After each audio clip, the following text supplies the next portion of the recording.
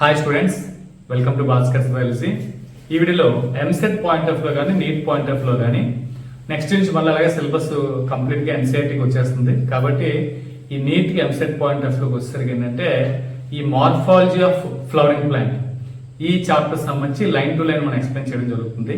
So next ఎవరైతే EAMCET NEET exam రాస్తారో వాళ్ళకైతే ఇది 100% ప్లేస్ అవుతుంది. సో దీంతో పాటు ఈ మీద సండే అంటే ఇప్పటివరకు ఈ వారంలో జరిగినటువంటి టోటల్ లెసన్ మీద మనం సండే దీని బిట్స్ కూడా మనం చేయడం జరుగుతుంది. ఓకే, ఈ వీడియోలో మనం ఏంటంటే మార్ఫాలజీ ఆఫ్ ఫ్లవరింగ్ ప్లాంట్స్ సంబంధించి లైన్ టు లైన్ ఇంట్రడక్షన్ ఏంటంటే మనం స్టార్ట్ చేయడం జరుగుతుంది.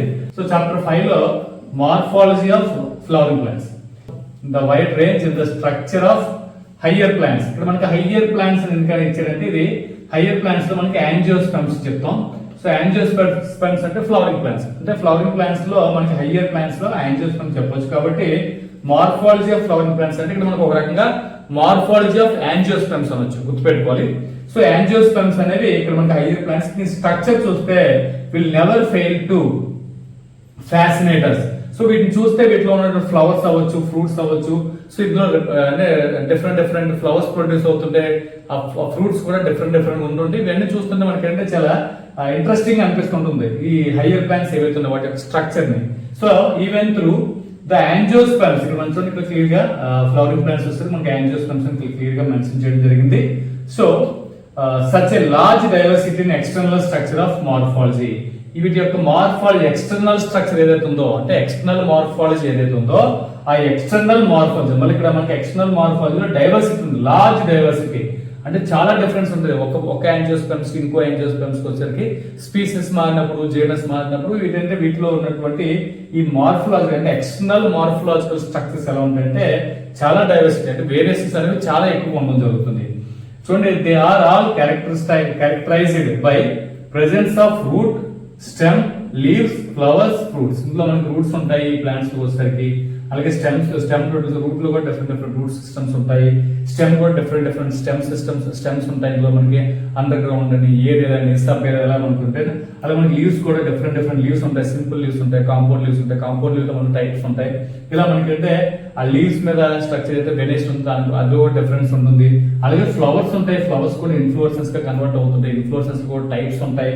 అలాగే ఫ్రూట్స్ లో కూడా డిఫరెంట్ డ్రై ఫ్రూట్స్ ఉంటాయి, ఫ్లెషీ ఫ్రూట్స్ ఉంటాయి.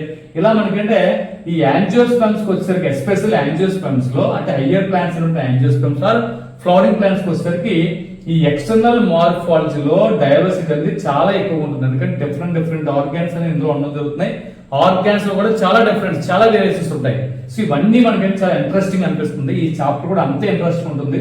అంటే రూట్ సిస్టమ్ లో ఎన్ని టైప్స్ ఉన్నాయా, అలాగే స్టెమ్ అనేది ఇన్ని టైప్స్ వస్తాయా, లీవ్స్ లో ఇన్ని టైప్స్ ఉన్నాయా, మరి బెనేస్ ఎలా ఉంటుందా, సో లీవ్స్ లో కూడా ఇంకా ఏమైనా మోడిఫికేషన్స్ ఉన్నాయా, స్టెమ్ లో మోడిఫికేషన్స్ ఉన్నాయా, రూట్ లో మోడిఫికేషన్స్ ఉన్నాయా, సో వాటి ఫంక్షన్స్ ఏంటి, ఫ్లవర్ దేనికి యూజ్ అవుతుంది, ఫ్రూట్ ఎలా డెవలప్ అవుతుంది, ఇవన్నీ కూడా మనకి ఈ చాప్టర్ లో రావడం జరుగుతుంది. చాలా ఇంట్రెస్టింగ్ ఉంటుంది. సో కాబట్టి మనకు కనిపించే రోజు కనిపించే ఈ ఫ్లవరింగ్ ప్లాంట్స్ లో ఉన్నటువంటి స్ట్రక్చర్స్ అనేవి మీరు ఇప్పుడు నేర్చుకోబోతున్నారు. ఇక్కడ చూడండి, ఈ chapter 2 and then second chapter, third chapter కూడా అయిపోయింది. We talked about classification of plants based on morphological and other characters. So already మనం plant classification biological classification already మీరు చదువుకున్నారు, ప్లాంట్ క్లాసిఫికేషన్ చదువుకున్నారు. అంటే ఇక్కడ మనకి ప్లాంట్స్ ని మార్ఫాలజికల్ క్యారెక్టర్స్ బేస్ చేసుకుని ఏ విధంగా క్లాసిఫై చేస్తారు, ఏ విధంగా డివైడ్ చేస్తారు కూడా మీకు తెలిసింది. చూడండి, for any successful attempt at classification and at understanding by higher plants, ఇక్కడ చూడండి బ్రాకెట్ లో for that matter any living organism, మనకి లివింగ్ ఆర్గానిజం మాట్లాడడం జరుగుతుంది. We need to know standard technical terms and standard definitions. So వీటికి సంబంధించిన technical terms ఉంటాయి, అదే మనకి టెక్నికల్ స్టాండర్డ్ డెఫినేషన్స్ అనేవి కూడా వీటికి సంబంధించి ఉండడం జరుగుతుంది. We also need to know about the possible variations in different parts. So different parts సంబంధించిన వేరియేషన్స్ కూడా మనకి ఏంటంటే మనం తెలుసుకోవడానికి అయితే మాత్రం ఇక్కడ పాసిబుల్ అనేది ఇందులో మనకి తెలియడం జరుగుతుంది. Next, found as adaptations of the plants to their environment. So environment కి ఆ విధంగా అడాప్ట్ అవుతాయి, అడాప్టేషన్స్ ఎలా జరుగుతుంది ఇవన్నీ కూడా మనం తెలుసుకోగలుగుతాం. ఎగ్జాంపుల్ చూడండి, అడాప్టేషన్స్ టు మనకి various habitats for protection, climbing, storage.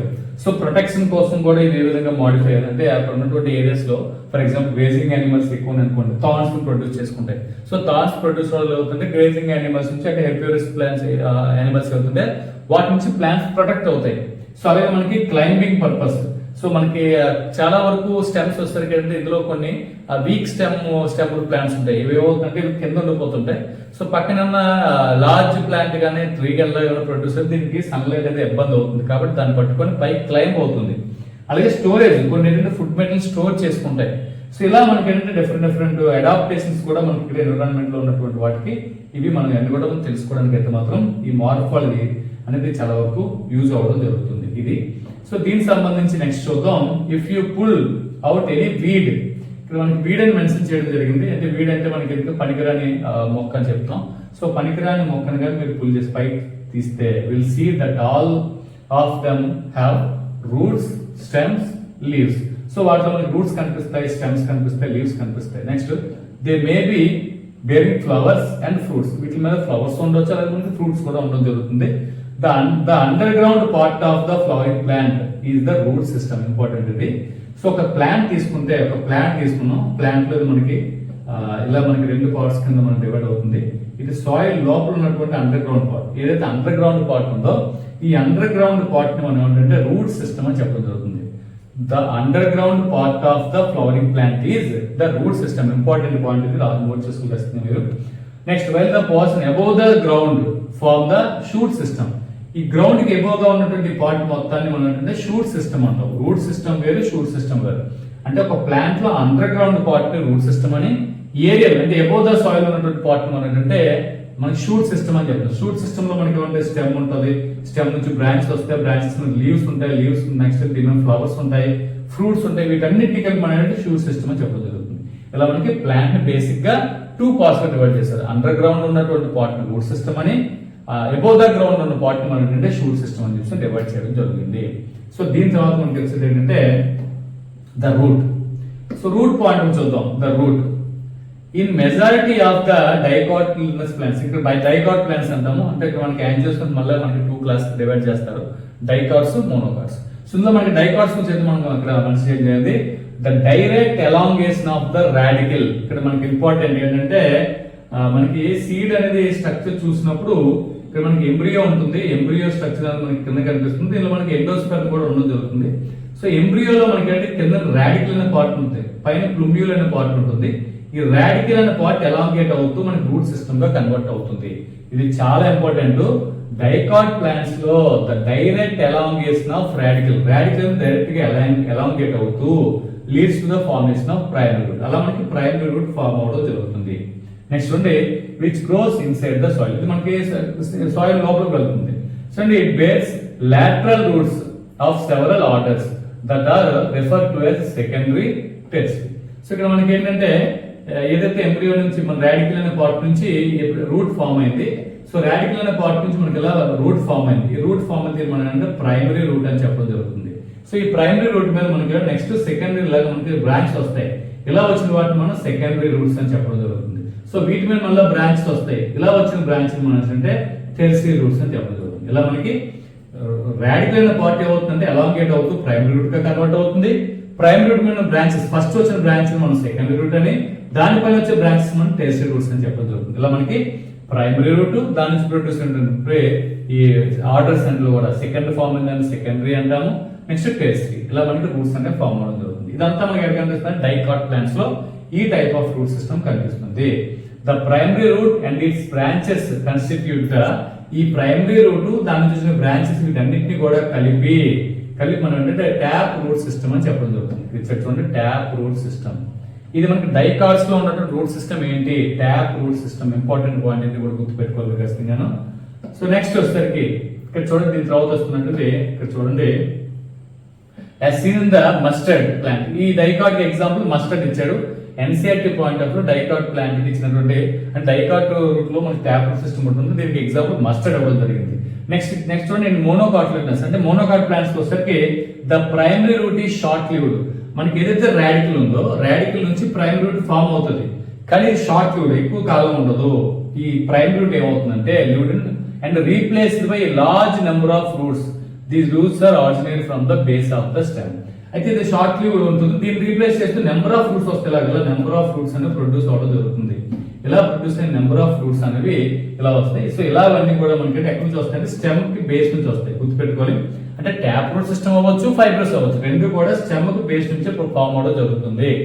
ఇలా మనకైతే ఇక్కడ రెండు డిఫరెన్స్ ఏంటంటే ఫైబర్స్ వస్తే కాబట్టి ప్రైమ్ రూట్ ఫామ్ అయినా అది ఎక్కువ కాలం కాకుండా దాన్ని రీప్లేస్ చేస్తూ నెంబర్ ఆఫ్ రూట్స్ అనేవి ఫామ్ అవడం జరుగుతుంది. సో ఇలా మనకి base of the stem form అవుతుంది. దీని అందుకే మనం ఫైబ్రస్ రూట్ సిస్టమ్ అని చెప్పడం జరుగుతుంది.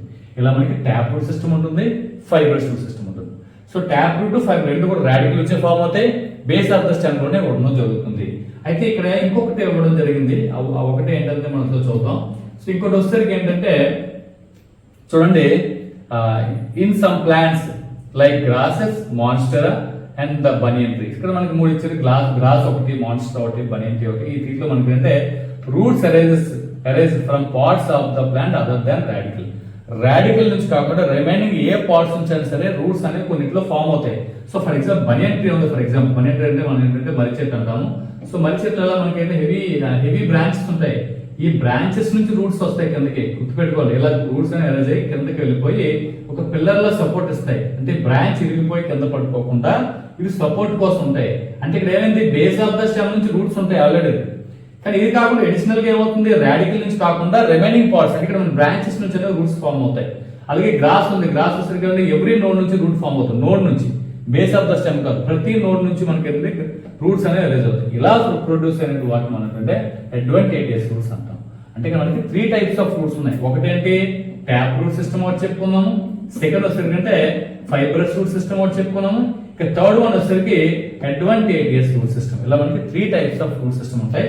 ఈ tap route, fibrous route base of the stem లో ఉంటే అడ్వాంటేజ్ రూట్స్ మాత్రం అవుతుంటే అదర్ దాన్ రాడికల్ నుంచి ఫామ్ అవుతూ బేస్ ఆఫ్ ద స్టెమ్ కాకుండా అదర్ పార్ట్స్ నుంచి అయితే మాత్రం అదర్ ఆర్గాన్స్ నుంచి అయితే మాత్రం ఫామ్ అవడం జరుగుతుంది. ఇలా నెక్స్ట్ చూడడం, ఇది మనకి 3 టైప్స్ ఆఫ్ రూట్ సిస్టమ్ అనేది ఇక్కడ మనకి కంప్లీట్ అవడం జరిగింది. అయితే ఇక్కడ మనకి రూట్ తాలూకు ఫంక్షన్ కూడా ఇచ్చారు. The main function of the root system. Root system తాలూకు మెయిన్ ఫంక్షన్ ఏంటి, absorption of water and minerals from the soil. Soil నుంచి వాటర్ ని, మినరల్స్ ని అబ్జార్బ్ చేసుకుంటుంది. ఒక ప్లాంట్ కి మనం వాటర్ వేయాలి అంటే దాన్ని మొదల్లో వేస్తాం. అంటే రూట్ సిస్టమ్ ఎక్కడ ఉంది అక్కడ మాత్రం మనం వాటర్ అంది దానికి ప్రొవైడ్ చేస్తే ఆ రూట్ నుంచి వాటర్ అబ్జార్బ్ చేసుకుంటుంది. అంటే మనం ప్లాంట్ మీద ఎంత స్ప్రే చేసినా ఆ వాటర్ ప్లాంట్ అబ్జార్బ్ చేసుకోలేదు. కాబట్టి ప్లాంట్ వాటర్ కానీ మినరల్స్ కానీ అబ్జార్బ్ చేసుకుంటే సాయిల్ నుంచి అబ్జార్బ్ చేస్తుంది. కాబట్టి సాయిల్ లో మనం వాటర్ రూట్ సిస్టమ్ దగ్గరలో వేస్తే అవి అబ్జార్బ్ చేసుకోవడం జరుగుతుంది. Next providing a proper anchorage. So మనకి ఈ పైన ఈ ప్లాంట్ అంతా కూడా అంత పర్ఫెక్ట్ గా నిలువుగా అంత హైట్ పెరగలుగుతుందంటే బాటమ్ లో రూట్ సిస్టమ్ ఒక యాంకర్ గా ఫామ్ అవుతుంది. అంటే గట్టిగా సాయిల్ పట్టుకొని ప్లాంట్ అటు ఇటు పడిపోకుండా కూడా ఇది కాబట్టి ఇది మెయిన్ ఫంక్షన్స్ ఈ రెండు కూడా. నెక్స్ట్ చూడండి, ఇంకోటి ఏం చూడండి, స్టోరేజ్. ఇక్కడ మనకి స్టోరేజ్, రిజర్వ్ ఫుడ్ మెటీరియల్, కొన్ని అయితే ఫుడ్ మెటీరియల్ కూడా స్టోర్ చేయడం జరుగుతుందని చెప్తుంది. నెక్స్ట్ అయితే synthesis of plant growth regulators. అంటే ఆక్సిన్స్, సైటోకైన్స్ చెప్పి ఇలా మనకి ప్లాంట్ గ్రోత్ రెగ్యులేటర్స్ ఉంటాయి. అంటే మన ఇది ఒక రకంగా ఫైటో హార్మోన్స్ అంటే ప్లాంట్ లో ఉన్న హార్మోన్స్ అది కూడా ఈ రూట్ నుంచి ప్రొడ్యూస్ అవ్వడం జరుగుతుంది. సో ఇది దీనికి సంబంధించింది. నెక్స్ట్ ఏంటంటే మనం నెక్స్ట్ వీడియో చూద్దాం. ఈ వీడియో మీకు ఎంతకంత హెల్ప్ అవుతామో నచ్చితే లైక్ చేయండి, షేర్ చేయండి, ఛానల్ సబ్స్క్రైబ్ చేసుకోండి. Thanks for watching. Thank you very much.